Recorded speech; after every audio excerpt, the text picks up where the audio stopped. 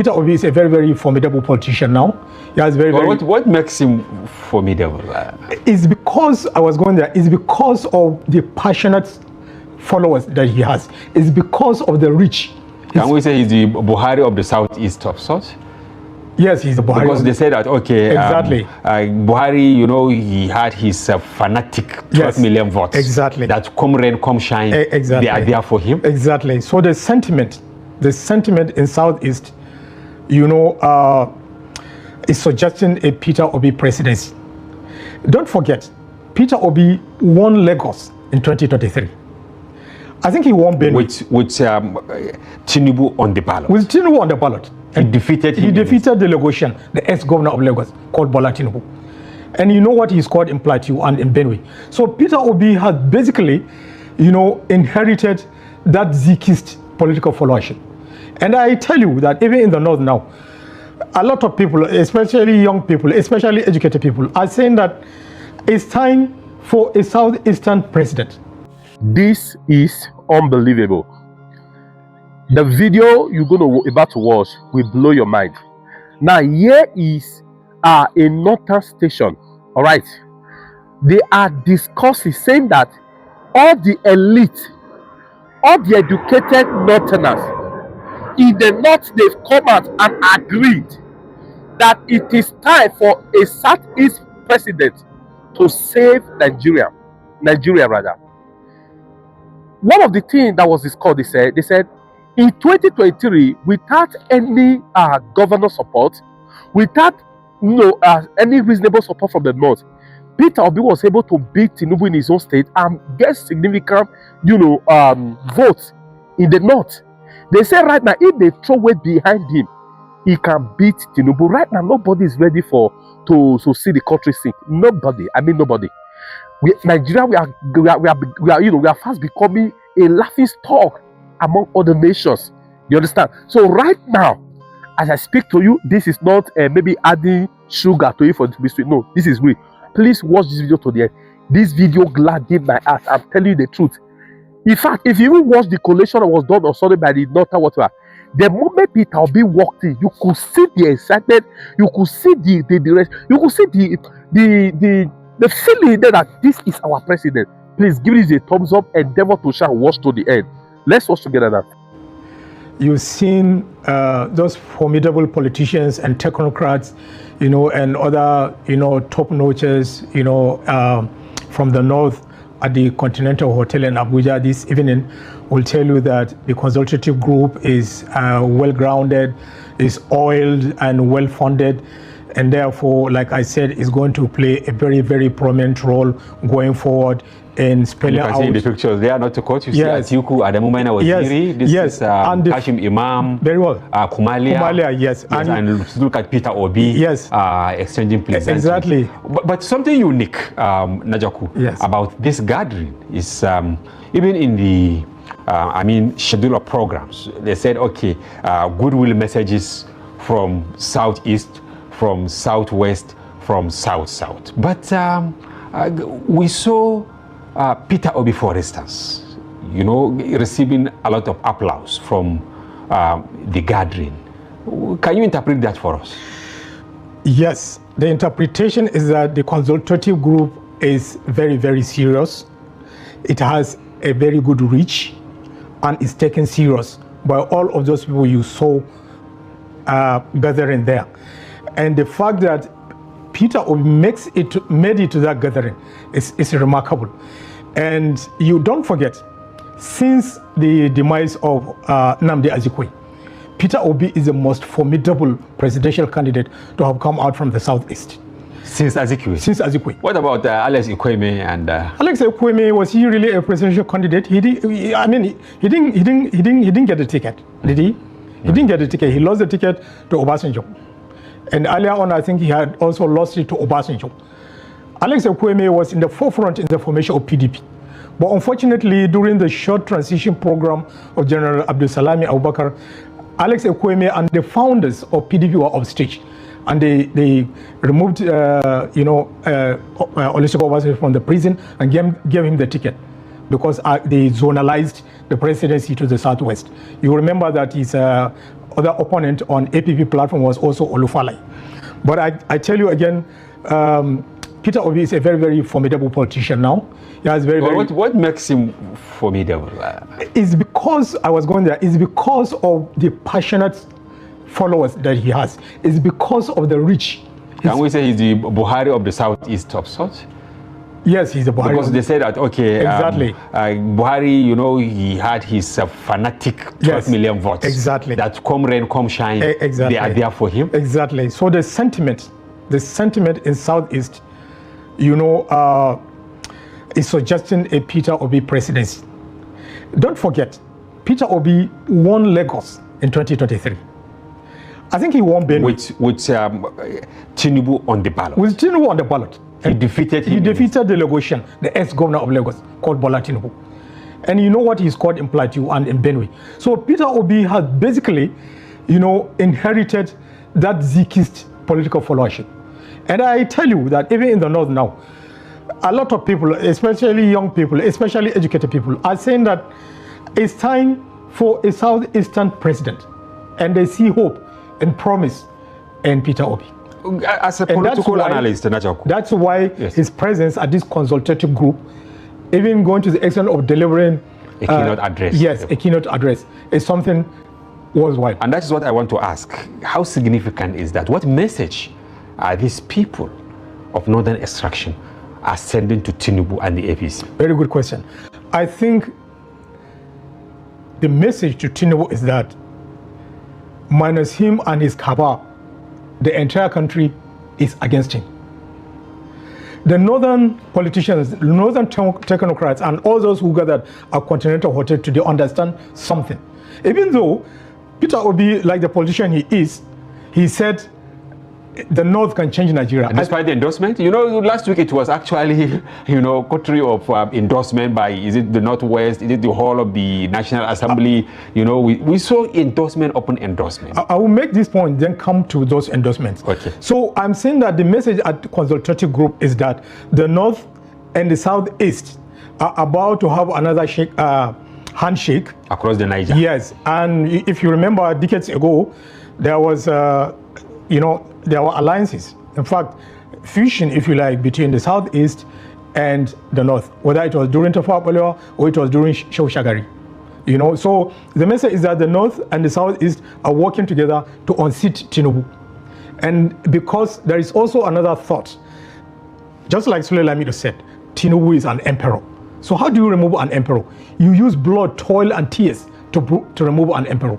And what it means is that in 2027, Tinubu might not accept being defeated.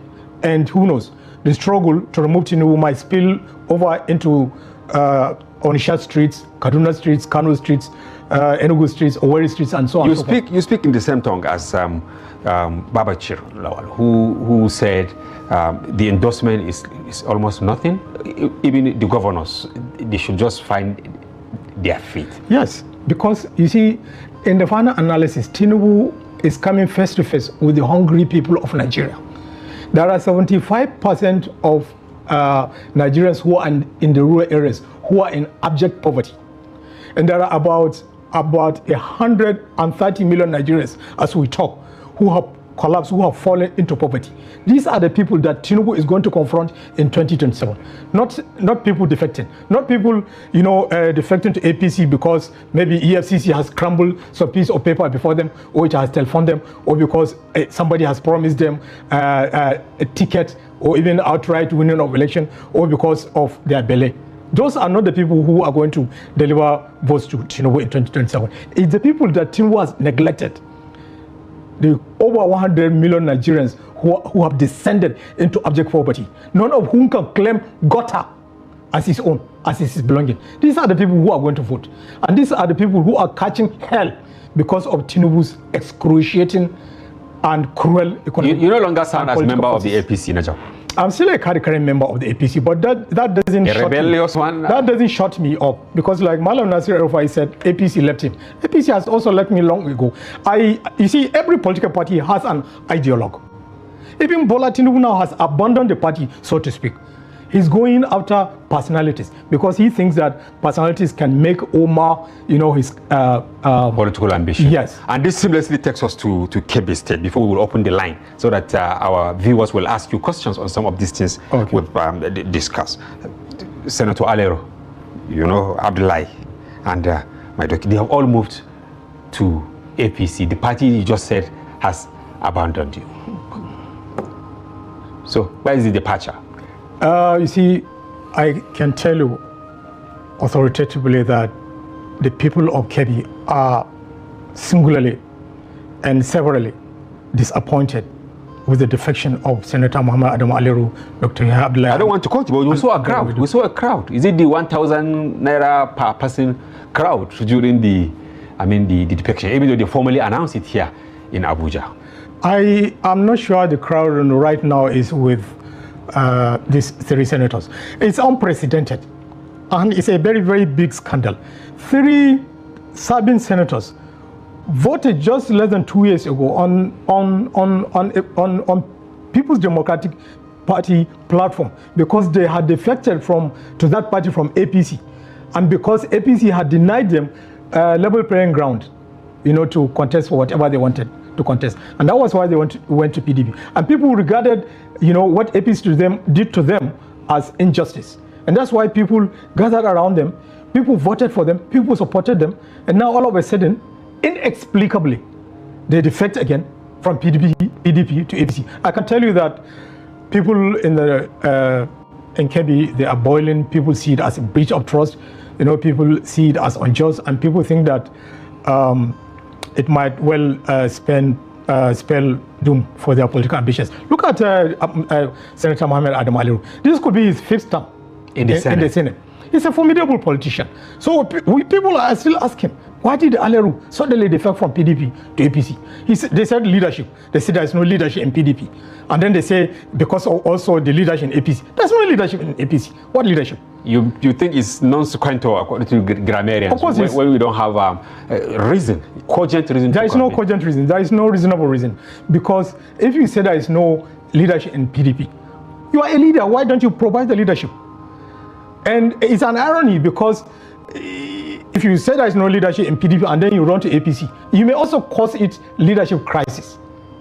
And look at Dr. Yahya Abdullahi. This was a lecturer at ABU, Ahmadu Bello University. Zaria. He was in the course, or if you like, the camp of people like Bala Usman. Then he came to Federal Civil Service. He was a powerful permanent secretary of the Niger Delta Ministry. He had good records there, almost unblemished.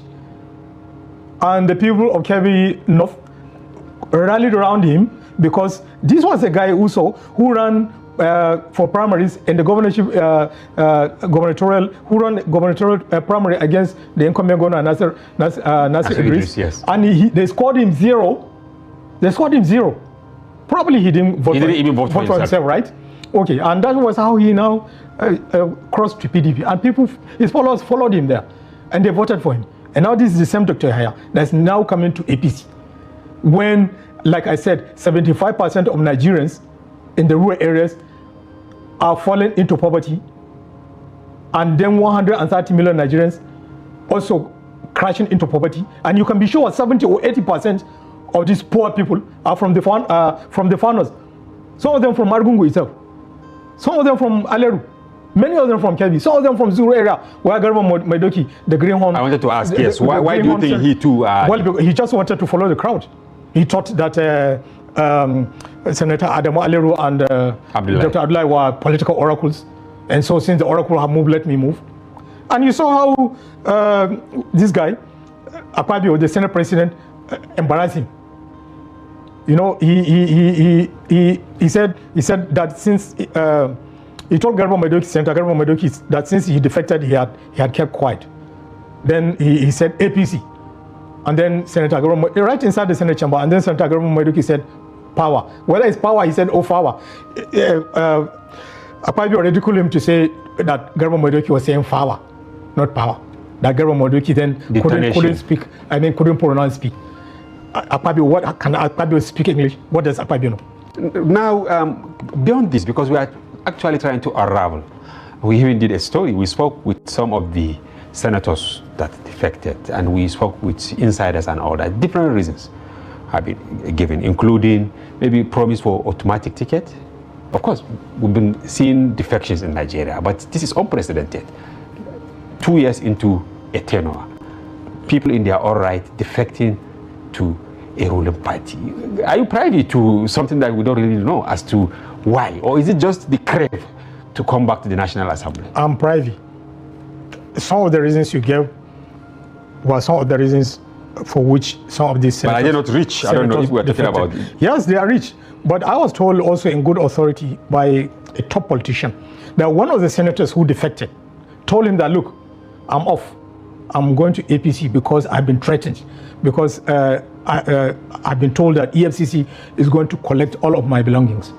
And I just cannot allow that to happen, considering the sweat. So when he joins APC, his sins are forgiven. Yes. It's the sanctuary now. After all, this guy has said it. Adams Oshomole during the 2019, you know, you are forgiven. Yes, that once you go to APC, all of your sins are forgiven. So part of the reasons truly were that there were reasons to believe that some of these senators, you know, their cases, their petitions with the FCC will be dusted up, and they will be, they will go for trial at the courts. But I also, let me say this, I read this report you said, which Trust Niswa, Daily Trust Niswa made. And one of the persons who was interviewed was Kawu Sumaila. Yes. And Kawu Sumaila, you know, used to be one of the young talks, if you like, of northern politics, particularly his senatorial district, you know, Kano South. You know, but the reason he gave for defecting, Kawu Sumaila, I'm sorry, he's so disappointed. He said that Tinubu promised him whether it's 96 billion naira. Well, I actually interviewed him. What he said was during his campaign, he told his people that he's going to fight for the reactivation of Tiga Dam and other dams in Kano. And since he came to the National Assembly, that was what he kept doing. And then he got approval even before he defected. So there is actually, the apples apart, his defection and the approval of the 96 billion naira contract for the reactivation. So which one came first? The contract. How do you know? What he told me. He told you why. He didn't tell you the truth. His defection is tied to that approval. And look, where we got this, where we photocopied this democracy from. You don't defect to ruling party simply because it has approved irrigation, whatever, you know, for. But you know, Najaku, you can lobby to get. Even in the US, we have this pork barrel, right? You use your position, you know, you influence projects to your constituency. Yes, but as we are sitting down, I'm telling you that Senator Chuck Schumer of New York has not gone to the Republican Party because President Donald Trump is doing something in his district, or because he threatened him or whatever. Senator Chris Murphy, who I saw, by the way, in a video clip, you know, at the top of his act, haranguing, scolding Christine Noem, the former governor of South Dakota and the current Homeland Secretary, you know, of US. Chris Murphy is a top-notch Democratic senator. He was doing his job of oversight, serious oversight. The same with Crockett, Jasmine Crockett. So you are trying actually to establish, a parallel between what is happening in other climes and what is happening between the original democracy maybe and the photocopy democracy. All of these three guys, I said, Senator Chuck Schumer, Chris Murphy, and House of Congresswoman Jasmine, they didn't cross over to Republican Party because of pressure from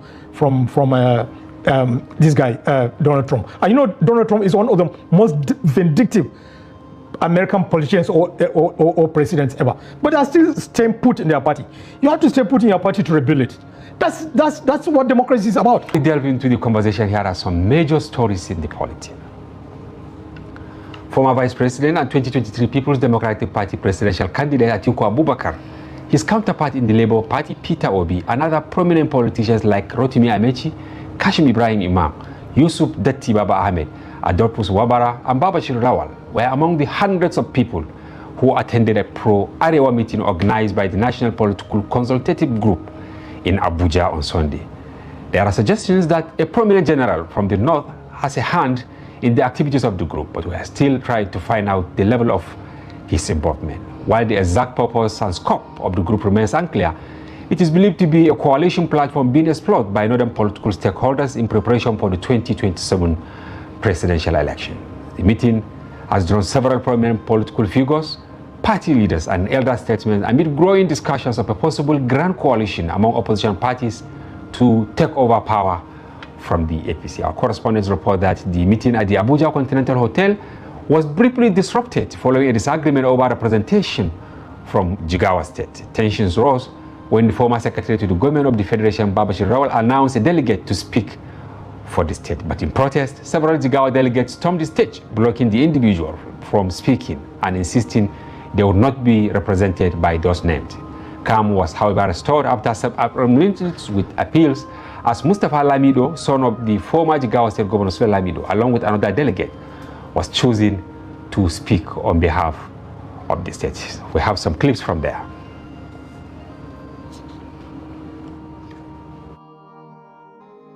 I've always said the North can change Nigeria. The greatest aspect of this country is the North. We can make more money, I say it every day, we can make more money from oil, from farm, agriculture, than we make from oil. And I'm starting to prove you in everything. If the entire country produces less than 6 million tons of rice, that is less than 10% of what Bangladesh produces. Bangladesh is a country that lives on 148,600 square kilometers of land. That is the size of 2 northern states. Niger at 76.3 and Formidable at 70.8. Equal to Bangladesh. That was Peter Obi in the midst of northern technocrats and politicians. Closely related to this is a division has crept into the African Democratic Congress, ADC, following reports of its adoption by former Vice President Atiku Abubakar and the 2023 presidential candidate of the Labour Party, Peter Obi, as a platform to challenge President Bola Tinubu in 2027. Amid the unfolding drama, a national daily reported that the party quietly amended its constitution to grant equal rights and privileges to incoming members, a move impregnated by insiders as a strategic step to accommodate high-profile defectors ahead of the coalition. However, the move sparked resistance among some state officials who vowed not to relinquish their positions to new entrants. While a few expressed openness to leadership changes in the spirit of unity, others insisted they would not step aside for the new power blocks. And coming closer home in the Federal Capital Territory, the minister in West Wike has said that he has pulled out of all previous agreements reached to resolve the lingering crisis in the People's Democratic Party, vowing to fight until justice is attained. The FCT minister alleged that Governor Sheyi Makinde of Oyo State is the architect of the party's present problems, alleging that non-adherence to agreements reached remains the bane of the party. In a statement on Sunday titled PDP Crisis, My Position, which he personally signed, the minister insisted that solutions reached that Senator Samuel Anyanwu remained the national secretary of the PDP in tandem with the Supreme Court judgment. All legal matters relating to Rivers State must be withdrawn by the National Legal Advisor. The suit on the state of emergency be withdrawn forthwith, and that nobody should deviate from the agreement so reached must be respected by all the parties involved. And viewers, you will also have the opportunity to call midway into the program and share your thoughts on the talking points of the conversation. Once again, welcome to Sunday Politics. Abuna Joku, welcome once again. Thank you. Maybe I should start with the last tidbit, because the first two tidbits, have to do with the major theme of our conversation. You can see Wike reeling out more conditionalities for PDP to have peace. Will PDP ever have peace? PDP will not have peace, because through the actions of Ezenwo, Wike, PDP has basically been torn into shreds. You have to understand that Wike is a very, very, Wike's thirst for power, for political power, would never allow PDP to settle. So it beats, it makes me laugh when Wike says he will fight for justice. Which justice? Now, there have been insinuations that Wike will always have his way with the judiciary, this and that. So if Wike has his way with judiciary, why is he saying that his party should not, sue in court for against the emergency that was? But he said the court said, Anyao, even though that is contestable also. People believe that the Supreme Court left that exactly part, hanging. Unsaid, yes. Neither here nor there. But he's saying, I think he has arrogated the, explanation about that to himself by saying that Anyao must remain the, National Secretary, and then all litigations should be withdrawn against River State, and it's like he has shifted the blame to Makinde from. Is it that Atiku has moved on? He believes that Atiku will not dissipate more energy to fight for the soul of the PDP. Very well, and therefore that has left him, as the last man standing, or if you like, now the de facto leader of PDP, and that's why he's now telling you that his next opponent is Makinde. I'm not so much. You see, what I don't understand is why Wike will insist that the PDP should not sue, over the emergency rule in so in a way he's being selective in picking what he feels. Him, yes. Yeah. What favors him? And is it that maybe he's been threatened by Makinde? We saw Makinde's posters in Kano, in Bauchi, and other northern states. Towards the end of last week. Maybe he wants to now ground him, I don't know, in a way. That's what I'm telling you, that he has now told you who his next opponent is. Now, if the impression is that Atiku has left the PDP for good, then Wike is telling you that the only threat to him now, taking over the PDP completely, is Makinde. And he said at the time, still last week, that if they want peace, they should cede, the presidential ticket to the South. Some people say that most likely if they cede the ticket to the South, he will challenge Tinubu. But then a statement came somewhere that he said he will not challenge Tinubu. He will not challenge Tinubu. All Wike is doing, there are two things Wike is doing. Number one, he wants to make sure the cost is clear for Tinubu, that PDP does not whatsoever interfere with Tinubu's governance or his re-election. And then on the other hand, he wants to continue to be the godfather in River State. So he doesn't brook any interference in these two things. Invariably fighting the war from different fronts. But now let's move to the second of our tidbit. We are shocked. ADC has been there for a very, very long time, participated in different elections, no crisis. So some of us political reporters were appalled where we heard that now there is a friction within the ADC, which is being touted as the next platform for Atiku and Obi in the event they agreed to coalesce into a force. What is your take on this? Can we say that this one is also instigated from outside? Very well. Very well. You see, ADC has been a sleepy party. I recall that one of its presidential flag bearers, Pat Utomi. Yes, Pat Utomi. Yes. You understand? So since then, like I said, ADC has gone to sleep. But now... But, I think in the last election, they didn't cross sixth position. Even in 2015,